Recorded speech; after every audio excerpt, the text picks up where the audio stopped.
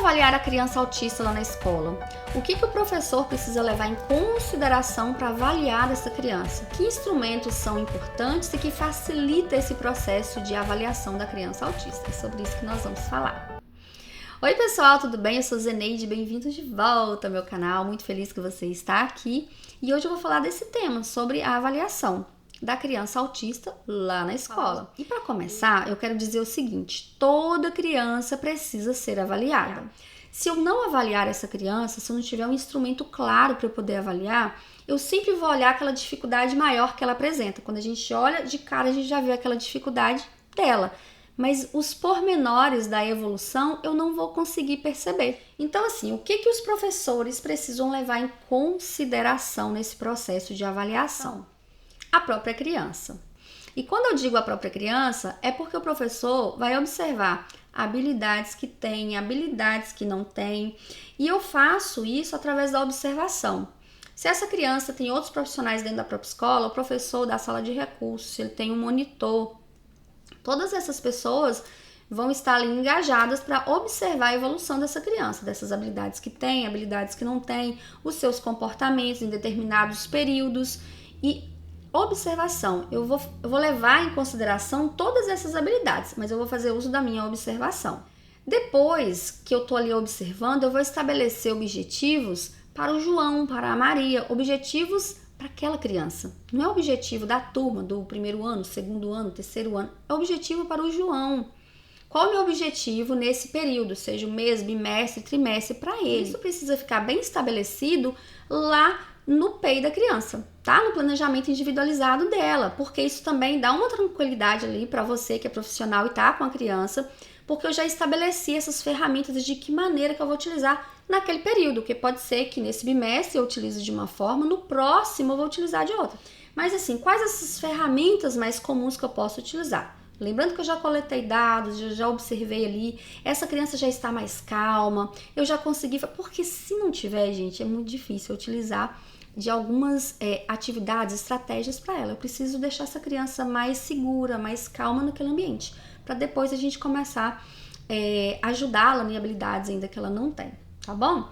Então, quais as ferramentas que são mais comuns e assim, que eu considero, né? Pode ter outras aí melhores também, mas assim, eu considero, eu coloquei assim 3 ferramentas que são bem importantes e que facilita demais para observar a mínima habilidade que essa criança já alcançou. Eu posso fazer uso da minha observação diária, mais um registro sistemático. E esse registro, coisas pontuais, pequenininhas, ele é importantíssimo. O registro sistemático, ele pode também estar lá no planejamento individualizado, que a cada final de mês ou de bimestre, ou de semestre, né, depende, vai ter um relatório inteiro falando desse processo, nesse período de habilidades que ganhou ou que regrediu, coisas que fez e tal. Isso tem que estar bem claro lá no planejamento individualizado da criança. Esse outro recurso aqui dá pra gente utilizar muito, gente, ele é muito bom, mas ele precisa estar bem assim claro, especificar bastante ali no planejamento da criança de que maneira que vocês vão utilizar.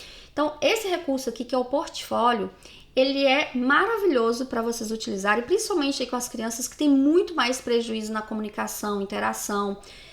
Uma criança que às vezes ela não consegue muito fazer essas atividades propostas em sala ou nos grupos, atividades ali que a gente faz mais estruturada, é uma criança que ela não consegue fazer, mas se eu faço uso do portfólio, eu consigo perceber, né, a evolução.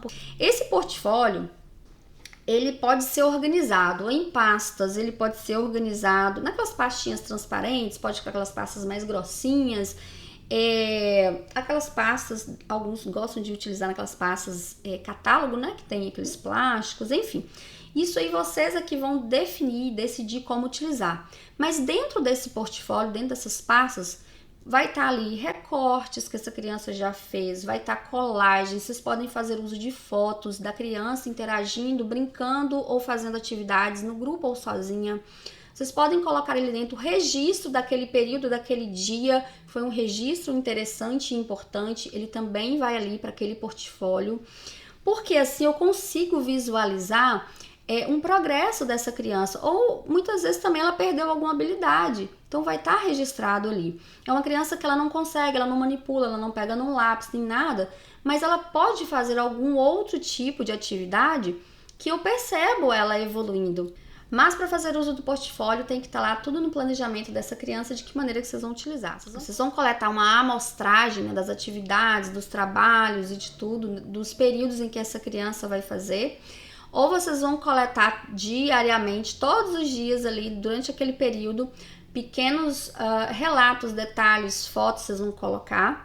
E se vão utilizar de cada um desses, ou foto, ou registro sistemático, ou pequenas amostragens de atividade. Então isso precisa estar bem claro lá no planejamento individualizado, que naquele período, naquele mês, bimestre ou trimestre, vocês vão utilizar dessa forma. Então, recapitulando aqui, gente, como avaliar essa criança autista na escola. Eu fiz uma colinha aqui para não esquecer.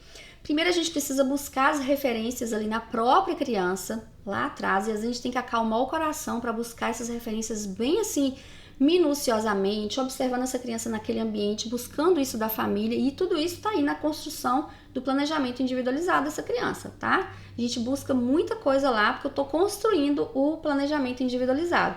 Lembrando que a avaliação é uma parte, uma parcela disso.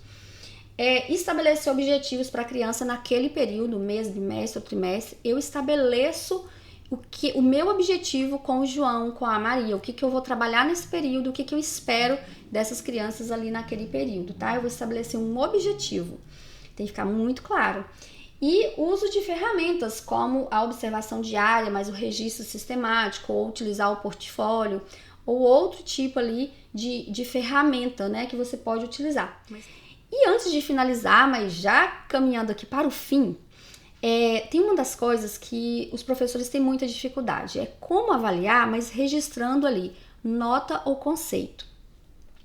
Tem escolas que é através de nota, tem escolas que é através do conceito, A, B e C, e estabelece ali, A atingiu o objetivo proposto, B atingiu parcialmente, C não atingiu, e alguns através de notas. Eu já peguei muitos diários de classe e eu observava lá a criança tudo C. São escolas que utilizam o conceito. Então, tudo C. Meu Deus do céu, eu falava, gente, aí quando eu olhava, eu falava, é uma criança autista, uma criança com síndrome de Down e tal. E aí eu olhava e falava, mas por que tudo C? A criança não evoluiu nada, não atingiu nenhum objetivo, enfim, né? A gente se pergunta ali. Pode ser que sim, porém a maioria tem uma dificuldade assim. Mas como é que eu vou colocar aqui que tem um B, que tem um A, né? Porque é para a turma. Então, lembrando aqui, o objetivo que eu estabeleço para o João, para a Maria, é o objetivo para eles, não é o objetivo da turma. Se eu coloco da turma, eles sempre vão ficar com C, ou seja, não atingiu o objetivo proposto, que é para a turma. Mas se eu estou avaliando essa criança com aquele objetivo que eu estabeleci para ela, que está previsto no planejamento individualizado, aí, gente, eu posso ver a evolução dessa criança. Se eu estabeleci um objetivo, a criança ela atingiu aqueles objetivos propostos ali. Ela evoluiu. Por que não? Atingiu parcialmente ou atingiu os objetivos. Essa criança, quando ela muda de uma escola para outra, um exemplo, ela vai ser transferida, esse documento, que é o planejamento individualizado dela, vai junto. Então, aqueles conceitos ou aquela nota, tá tudo ali explicadinho. A referência está ali no planejamento individualizado e está aqui nos objetivos propostos para aquela criança naquele período. E eu avaliei essa criança com os objetivos estabelecidos para ela e não para a turma. Deu para entender aí? Então, muitas vezes, a maioria avalia lembrando da turma. Então, não, essa criança sempre vai ficar ali abaixo da média ou essa criança vai ficar sempre com um C. Gente, a gente não pode fazer isso, porque essa criança ela evolui. Porque se eu estabeleço objetivos, se eu coloco ali com muita clareza quais são as ferramentas que eu vou utilizar, se eu estabeleci para ela que eu vou trabalhar e vou trabalhar com essa criança naquele período para ela desenvolver motricidade fina, coordenação do olho com a mão, que no próximo período, quem sabe ela já está bem bacana para a gente trabalhar um processo de escrita, caramba, ela evoluiu aqui. Por que ela não atinge o objetivo proposto? Entende? Então, quando a gente tem isso com muita clareza, a ferramenta que eu vou utilizar com essa criança, os meus registros sistemáticos, ainda que bem curtos, mas bem objetivos e sistemáticos para aquele período, eu vejo evolução e eu também posso fazer um registro com muita tranquilidade para aquela criança.